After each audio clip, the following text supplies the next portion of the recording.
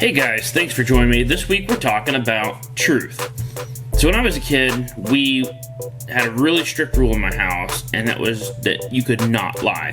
My brother lied about using green spray paint one time, and he got a very severe spanking. Another time he got a really bad spanking was when he cut a line around my mother's dogwood tree in her front yard.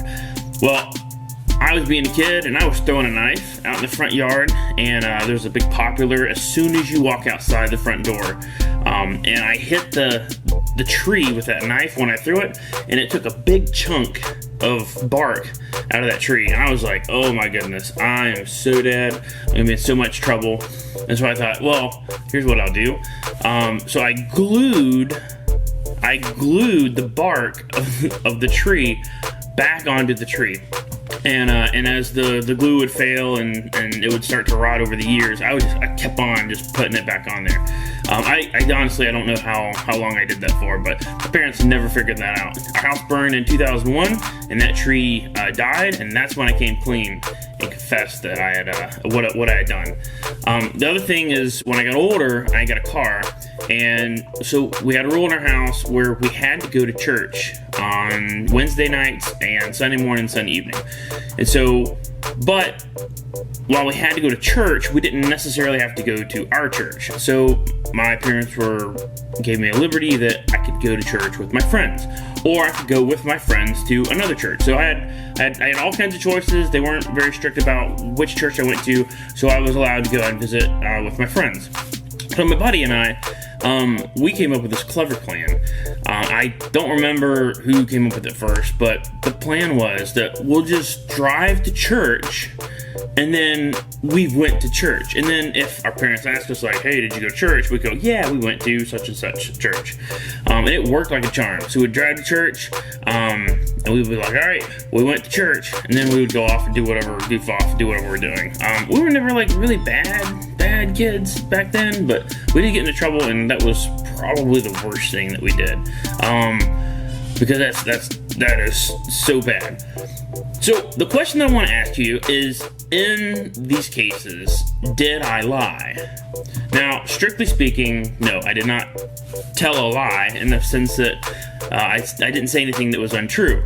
However, I did use deceit and guile. I mean, I was really sneaky when I was a kid. And when I used that deceit and guile, I didn't use the whole truth. And so our word for today is truth.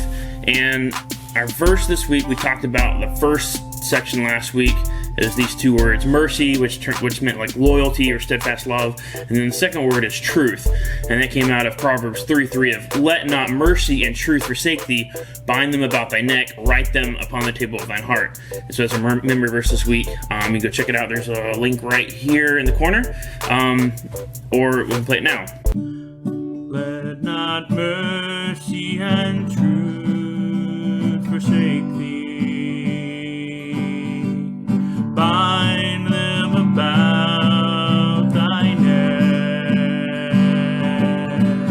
Write them upon the table of thine heart. Proverbs 3:3. So this week, I really want to focus on the word truth. Now, that word truth in Hebrew is emeth, and that word is really cool because it's made up of the first letter of the Hebrew alphabet, the last letter of the Hebrew alphabet, and the middle letter of the Hebrew alphabet. And so it tells this beautiful story about the truth being the whole truth, the beginning, the end, and everything in the middle. Not bits and pieces, not outside of the truth.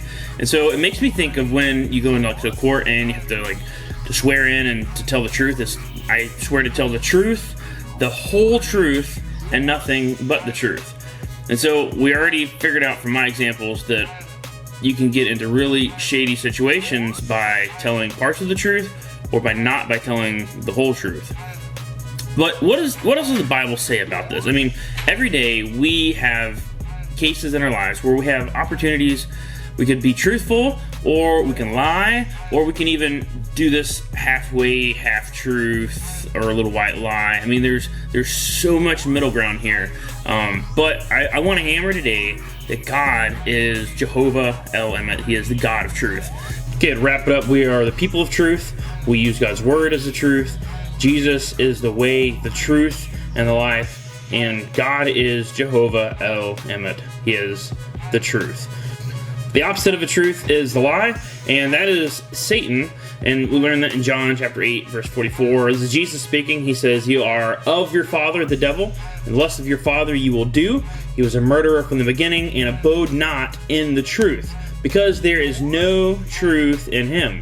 When he speaketh a lie, he speaketh of his own, for he is a liar, and the father of it." And that's John chapter 8, that Satan is the father of all lies. So this week I want you to think of when you say something and you think, is this the whole truth? I want you to really think about it.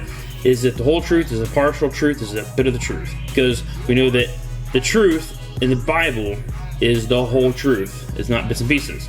You don't have to tell everything you know, but what you say must be true. Thanks for joining me.